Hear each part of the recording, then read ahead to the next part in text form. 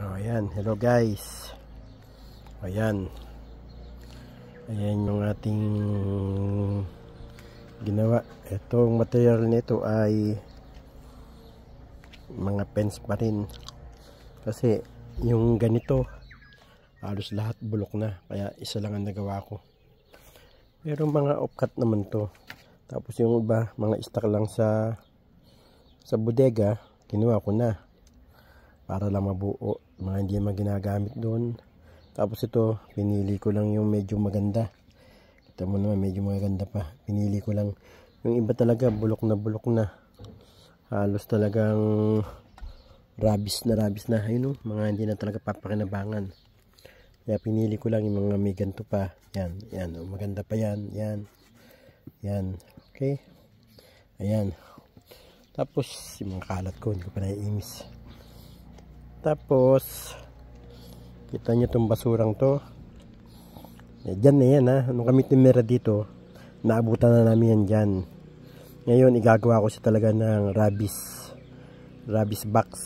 Yung, alam ko siya kung saan ko siya itatapon. Yung para, yung area namin, malinis. Alam ko yung mga kahoy na nabubulok at alam ko yung mga hindi nabubulok. Saan ko ilalagay? I-update ko na lang sa inyo. Okay? Ayan. Ito yung mga gamit ko. Alam niyo naman siguro to, skilso, drill, screw. Ayan. Tsaka, pre, hindi daw kalpintero pag di gumagamit ng eskwela. Ayan pa yung aking isang drill, martilyo, yung crowbar. Ayan. Tapos kita nyo naman, oh. Kung hindi ko inano yan, di yung aming lupa babaksak. Kanina nga, ang laki na ng tipak. Aayusin ko pa to. Yaano ko yan. Next video. At least, gumanda-ganda na siya. Hindi na siya katulad ng araw na talagang napakapangit. Ngayon, medyo maganda na siya.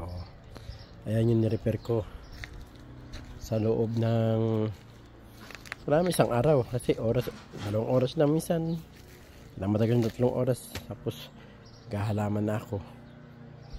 Okay, i-update ko na lang kayo sa susunod kong video. Okay, maraming salamat. At ito nga pala uli ang karori, kaya gusto ko ang karori. Yan para akong nasa Baguio. Pangarap kong tumira talaga sa Baguio, natupad naman, kaya lang hindi na sa Pilipinas, dito na sa ibang bansa. Okay, maraming salamat po sa lahat.